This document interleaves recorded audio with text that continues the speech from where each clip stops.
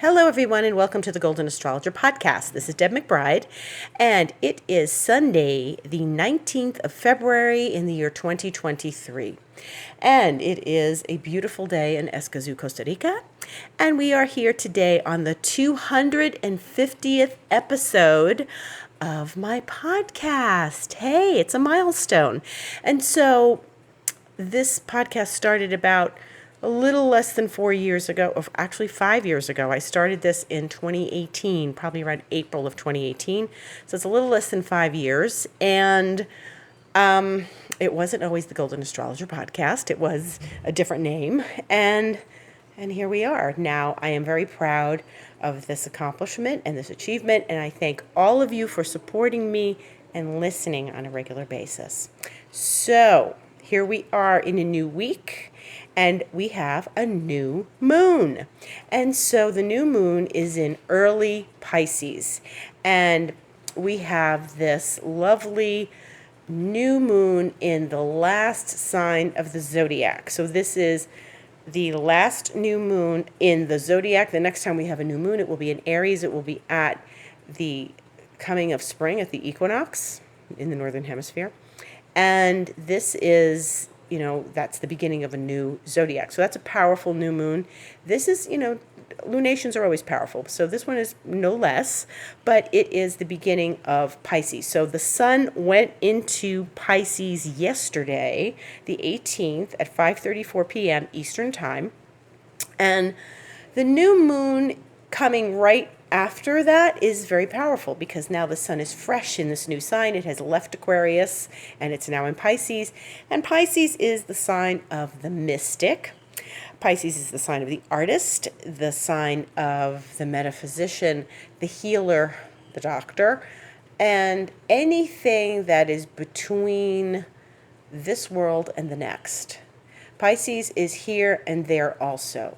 Pisces is the behind the veil, in front of the veil, what happens between the veil, what the veil is. This is all the realm of Pisces. Things that are intangible, ungraspable, if that's a word, something you can't grasp easily, something when you try to grasp it, it slips through your fingers or it just vanishes. It evaporates. It's a water sign, and it's the watery of the water signs. It's really profoundly deep. It's like going into the depths of the ocean. Not that Scorpio and Cancer aren't deep, but Pisces to me feels like Poseidon, King Neptune in the base of the ocean. And, I always say this. There are so many interesting, fascinating sea creatures in the deep waters of the ocean. We don't need to go to another planet. We don't need to go to, outer space to find aliens. Go to the bottom of the ocean. There are incredible creatures there. And there are people who make a life studying those incredible creatures. And I think that those are very interesting studies.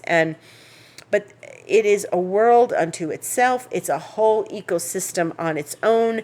And Pisces is fascinating because it's intuition. It's just feeling into things. It's extremely sensitive. And if you have planets in Pisces in your chart, you know what I'm talking about. Pisces has an instinct. And I spent today with a Pisces friend, and that friend says that they can walk in a room and just read everybody. Of course they can. They're a Pisces. And they are so sensitive. And if they use their skills and their gift accordingly, they can read anything. They can sense anything. They can tell your future, what's going to happen, anything, because they are so plugged into the other side. And they are so plugged into what is coming and waves of culture. And that's the thing. The Piscean realm is the realm of the collective unconscious. So when we take that dip, that dive in, and we will now it's Pisces season, and it's going to be the next 30 days.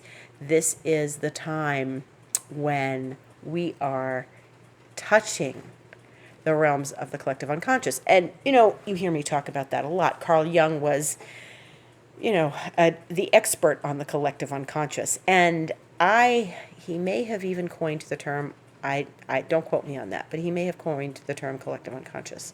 And collective unconscious is everything that each of us has, every one of us on this earth, collectively is creating something.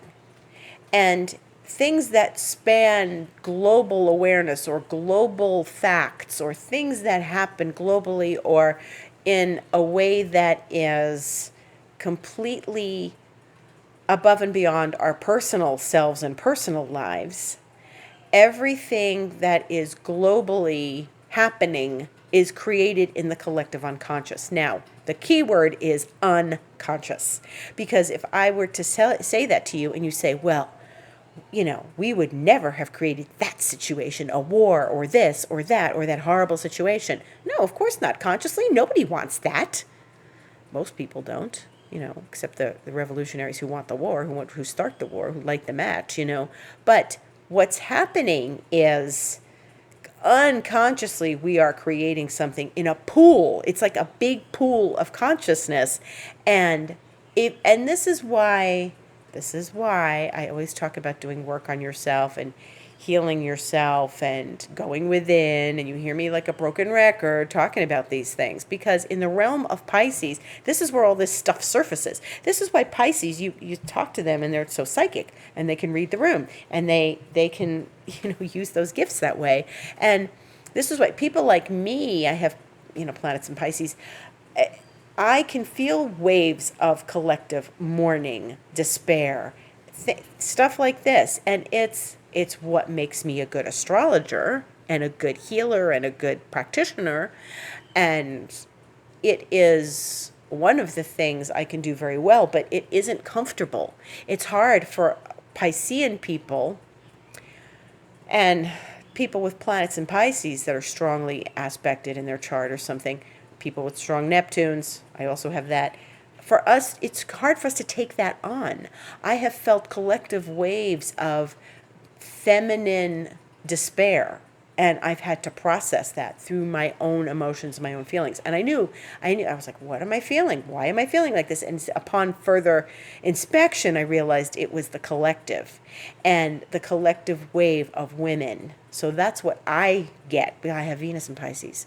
So there are other people who tap into these collective things. This is why, you got psychics, you got intuitives, you got, people predicting these things.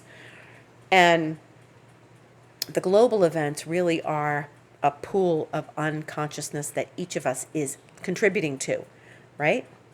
So that seems highly,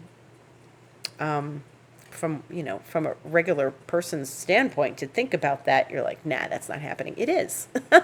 That's where it's all coming from. And so, when things happen, when a person comes into power, and, for each and every one of us, and I was listening to a lecture the other night, and I'm like, yeah, I'm with this on this one, on the collective unconscious.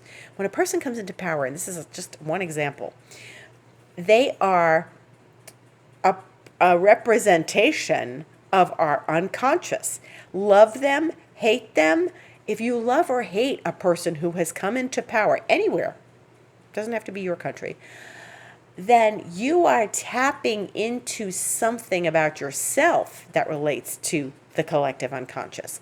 And you would, if you hated this person in power, you would never admit to, oh my God, I didn't create that. That didn't happen. I had nothing to do with that. Yeah, you did. But it's unconscious. It is not something you sat at your desk and said, you know what if we had this?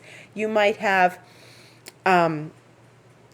contributed on an unconscious level, but that doesn't mean you're happy about it. And you don't, it is like the void of our consciousness is contributing to this in each and every one of us.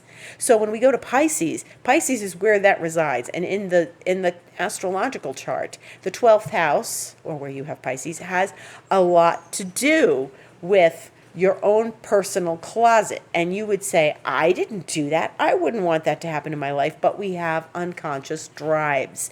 And if we don't get clear on them, and shine the light in the closet every now and again, then we live in darkness and we are controlled by them. And this is why situations get the way they do in the world. Because imagine each and every person dropping a drop of their own unconscious juice in a big pool. Each and every person on the earth, what's that going to bring?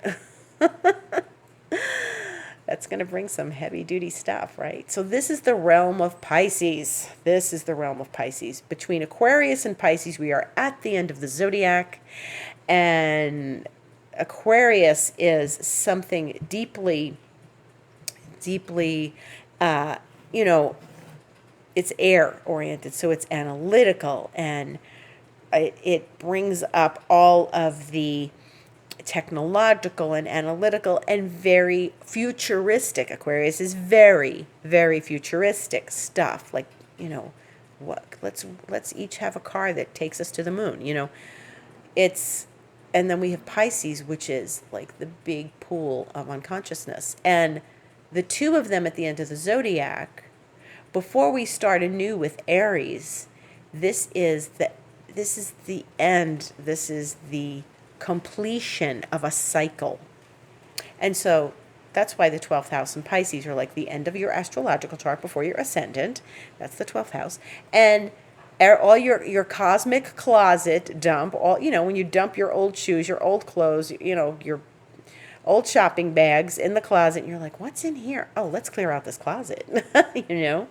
And so this was really, really something to think about. Pisces, if they do not take something from the spirit realm and use it in their life, their intuition, their instincts, their creativity, they have to have something that gets them off the material world.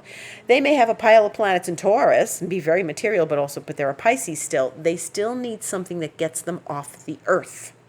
If you are a Pisces and you feel that deeply, and it's a deep dissatisfaction with what is very material. If you're not going to get satisfied by the material world if you have a lot of Pisces or Neptune in your chart. You need something, either religion, spirituality, prayer, meditation, nature, something to get you out of the material world, and something that's bigger. Now you're going to say nature is very much a material world. Yes, but it has a consciousness, and it takes you out of your phone, your television, your computer, your book. Going into nature, you can go into another headspace and another consciousness, okay? Plants have consciousness.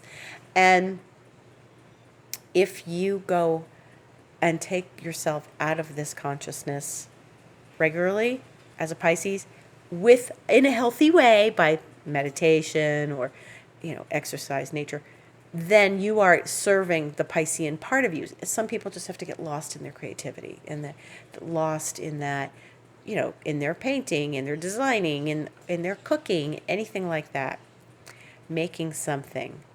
This can be deeply healing for a Pisces. And so when we are reminded of this every year as we have Pisces season, and we get the flavor of this. And as we have the new moon in Pisces, this is a time, Pisces is a place of sleep and dreams. It's time to rest before spring comes, Aries, before we get up and we're ready to roll with Mars, okay? We are in a place of deep introspection with Pisces. And so if you're a Pisces and you don't have those things that take you off the face of the earth and that take you into to dream and creativity and stuff, and you are dissatisfied, then you're going to turn to other things, and that's usually addictions. And that's Pisces rules addictions. I'm not going to lie, Pisces rules addictions. And we can all be addicted to something. We could be addicted to, shopping, something that seems innocuous, but then later on it's like, television. You're sitting in front of it, you're like, I don't know about you guys, but if I've spent too many hours in front of the screen, I try not to do that. I have to get up and walk outside and clear my head, because if you're in front of the screen too much, it's like, where have you been? So Pisces is, needs that place. And what's really lovely about going through every sign of the zodiac, every month it's a different sign. Now we're in Pisces, and then we'll get to the 20th of March and it'll be Aries. And we all can get to appreciate what that's like. It's seasons, you know, it's seasons. Pisces in the northern hemisphere represents the end of winter. And there is hope, and there is wishes and hope and faith, because this is when I lived in New York, this was the hardest part of the winter. February was freezing and snowing and snowstorms. And sometimes, yes, you get the occasional warm day. But when you get into, February and March, it's the last vestiges of winter before the spring comes, before you have this, the spring equinox, and you're like, yeah, spring's here, but then it still snows. But it's that knowledge that spring is coming. It's like the light at the end of the tunnel. Pisces is the point of staying in the winter. And there is magic in winter, because under the frozen earth, there lies the promises of tomorrow, which are the crocuses and the daffodils and everything that's going to bloom come March, the magnolias. And then we know that the magic of spring is not far away. And the magic of a new cycle, Aries, is right there. And this is why, you see old alchemical paintings and anything that conjures up the zodiac, and they're showing you that the ram comes in March, and this is the beginning of a new cycle.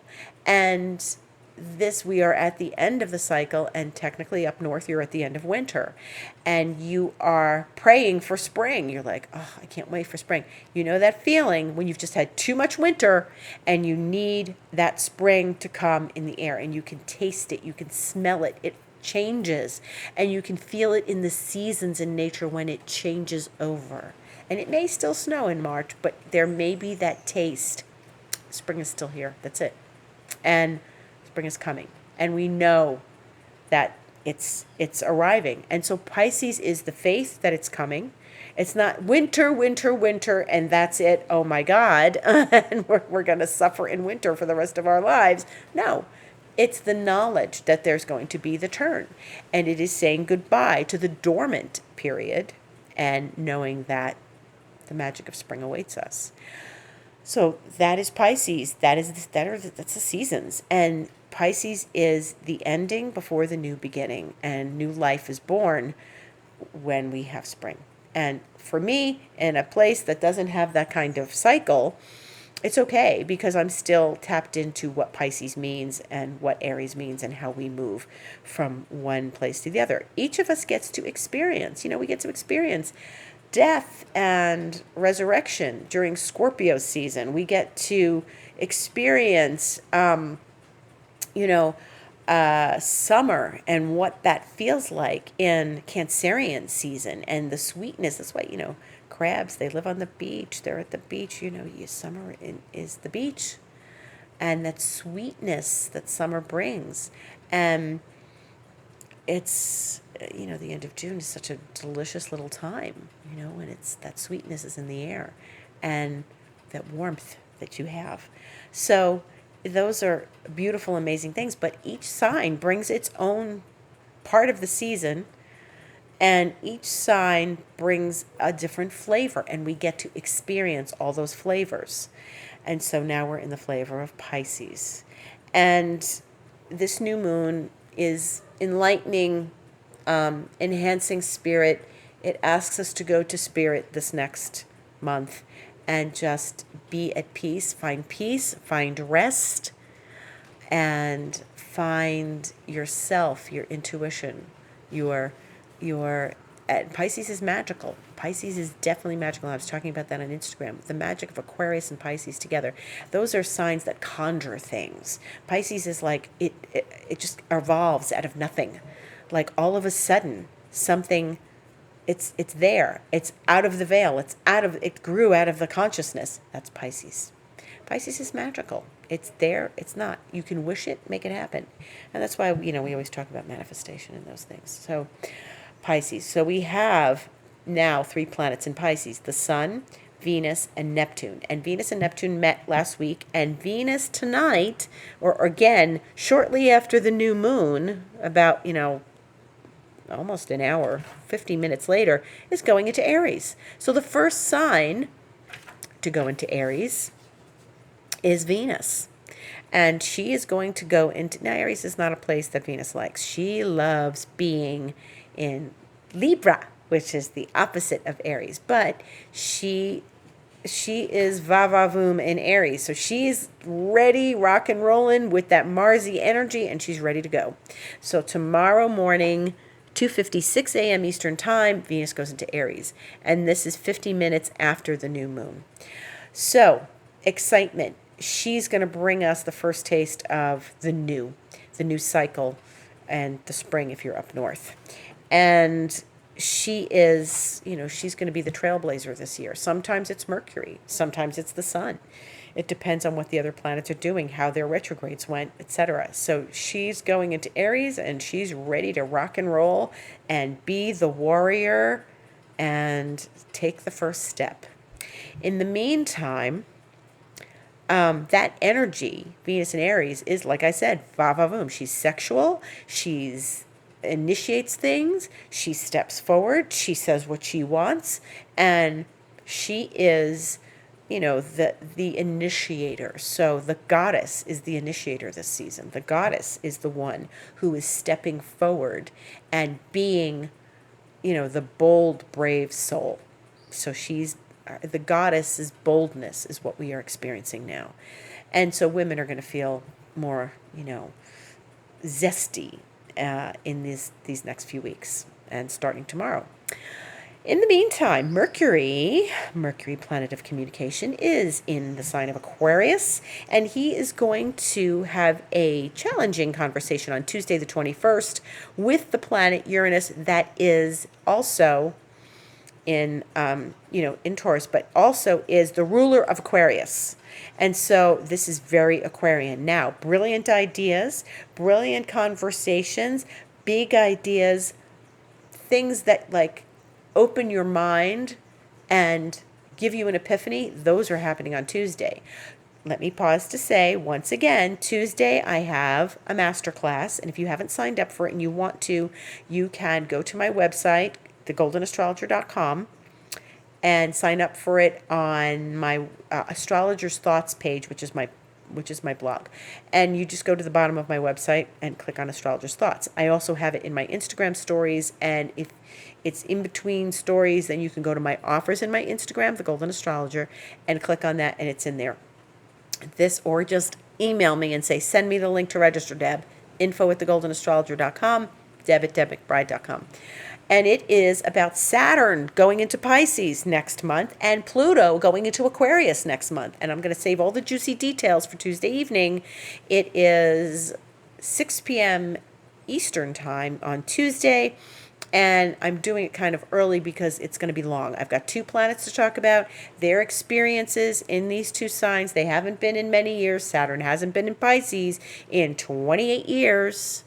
And Pluto hasn't been in Aquarius since 1798. So this is going to be an interesting conversation, okay? And I invite you to come, and please register where I told you to. And if you need any help, just email me or DM me on Instagram. But that's going to be a lot of fun and very interesting. It will be recorded, so if you can't make it, don't worry. You can buy it afterwards or buy it now and watch it later. I'll send it to you. And anyone who comes attends is also going to get the link. So, very exciting. Now, Mercury is going to be talking to Uranus that day in a challenging way, but that's okay because that means it forces us to think outside the box. So, it forces us to have a dialogue about the experience of big thinking and what's on our minds, but it's also a little nerve-wracking. So try to keep yourself in a very grounded place. We're in this floaty Pisces place, and Mercury square Uranus is going to help you elevate your thinking, think more creatively, innovatively. Okay, then we have Mercury also busy on Wednesday the 22nd, having a very lovely conversation with Mars that is still in Gemini. And so again, Mercury is electric and alive this week. So our thoughts, our communications, our ideas can really go forward with lightning speed this week. And the ideas we have, we should, keep a notepad, keep it on your phone, do something so that it's close by. You can take notes and use them for later, because these are ideas that we want to write down for ourselves. There's a lot in the idea pool this week. There's a lot floating around that we can catch on to that's a brilliant idea for the new. It's fresh thinking. Fresh thinking is a great way to spend this week. It's just like really going into new places and, like I said, thinking outside the box. And Venus in Aries, she's going to be sharp and willing to take risks. And it's so we're being asked to look at things a little differently, review things we've been thinking about, review projects we've been doing, and take some risks in our thinking. And Mercury and Uranus asks us to take some risks too. So there's some risks taking in your thinking. That's good. That means, it's got to stay fresh. If you're going to think of the same old all the time, you're going to get the same thing you always got. So if you want some new things in your life, this is a great week for fresh thinking. And I like that. What else is going on? We have, we have Venus, like I said, into Aries. She's changing signs. She's the planet changing signs this week. The sun has already changed signs. Mars is still very slow in Gemini, and it's okay. It just means we're processing a lot of what happened from August, when Mars entered Gemini, through the retrograde that happened up till January 12th. And a lot of what's happened requires some processing. There was a lot of uncomfortable moments with Mars squaring Neptune twice, in the early part of the autumn, and then in November 19th, the second square. We're going to have a third square of Mars to Neptune later in March, before it leaves the sign of Gemini. But that was a bit rough. That stuff that was going on in early October with Mars and Neptune, they are strange mates. They don't necessarily get along. So there's been an enormous amount of processing what's happened to us in these last months. And so Mars is still helping us do that.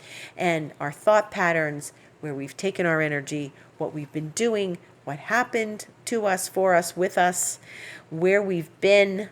And there have been different marks along the way. There was August, there was September, there was October, there was December, November and December. So something's happened every month with Mars. And so there are moments that we have each had to process from August on, right up until now, that we have had to process with this Mars talking to other planets. And what Mars was doing when it got involved with that full moon in December, that was heavy. That was a big turning point in early December. So where have you been since August? What have you been doing? And this is Mars. This is where we've been. What actions have you taken or not able to take? And then we'll need to start to take action on soon, as Mars is still very slow. But where have you been? What have you been processing all these months? Some big stuff has happened with this retrograde, and where it was up until January, and where it's been since January till now.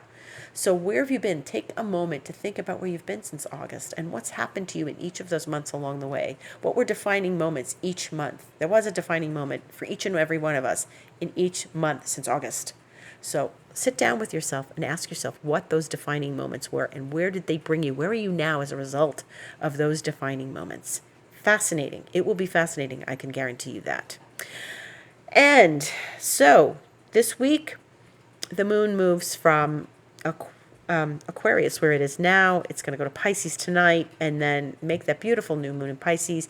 This is a great time for making wishes, for deciding what to manifest into your life next. And I always say that at a new moon, but Pisces is all about dreams and wishes and fantasies. But what is your biggest wish right now? Go out and find a star. You won't find the moon. It's new. so there's not in the sky, but find a star and make a wish on it. Have some magic in your life. Find the magic in your life and make a magical wish for your life right now. With this fresh thinking this week, with fresh energy, what would you like to conjure up? Pisces is about conjuring. It's about, being the sorcerer of your life, being the magician in your life, and conjuring up something fantastic and fabulous for yourself. Look to the magic in your life and find the magic. If you don't typically have magic, go find it. It's there. You just have to look for it.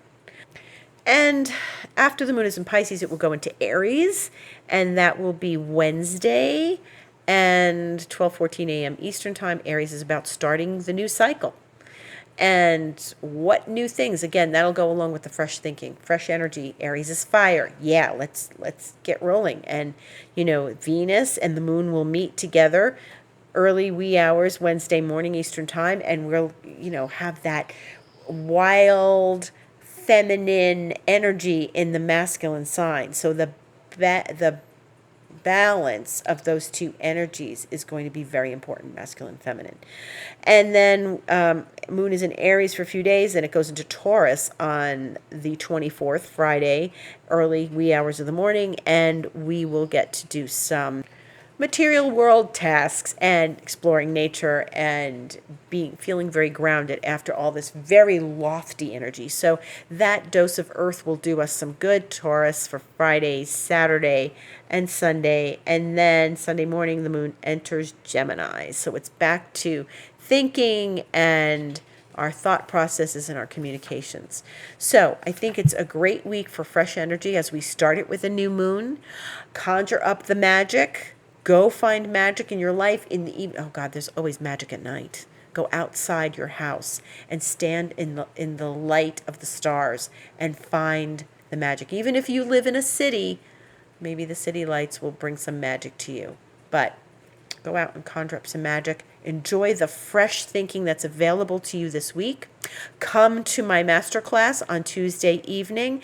And I did a lecture for Internations yesterday, and it went really well. We had a great time, and we already set the new lecture I'm going to do for Internations on March 18th. It's a Saturday.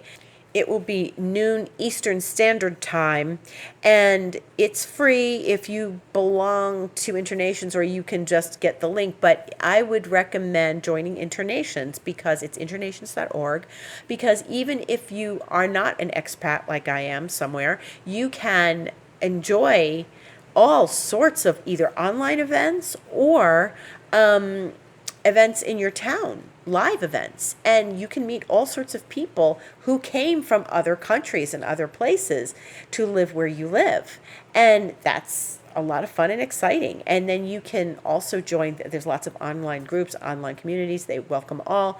It's free. Go check out internations.org. If you need more information or you want the link to the free event, we're going to do relationship astrology on March 18th, and it's free. And basically right now I'm just doing some things with them. It's basic astrology. It's not like deep, crazy astrology. So if you're really an aficionado, you might be a little bored, but it's always good to hear astrology, and it's fun for me, and it's fun for the people in the group, and we have a nice turnout every time we do it. So I highly recommend joining internations.org or contacting me and getting in touch for the link to be able to join. Or the Zoom link isn't available until an hour before the lecture, so I can give it to you, but it's going to be very close to that lecture on March 18th. For more information, you can contact me. I'm thegoldenastrologer.com, and could be info@thegoldenastrologer.com or deb@debmcbride.com. My Instagram is The Golden Astrologer, and I put videos up all the time about what's going on during the week, because during the week is a different perspective than I have on Sunday. Like I'm telling you about fresh thinking. I might not tell you today that Tuesday is going to be chaotic because of Mercury and Uranus, right? It could be, sure. But right now, I have one perspective. When I get to the actual moment, there may be extra information that's involved. So tune in to my Instagram, The Golden Astrologer. And I'm here every Sunday, and you can book a session with me if you'd like by going to my website, click on Book Online, and you can book a Reiki session, emotional clearing, or anything in the astrology realm, card readings and stuff like that, all available to you on my website, thegoldenastrologer.com. Much gratitude to everyone for listening. Go out and conjure up some magic. And the new moon is there for you. And go deep into your intuitions and feel into what's next. Have a beautiful week. Thank you for listening. Gratitude to all.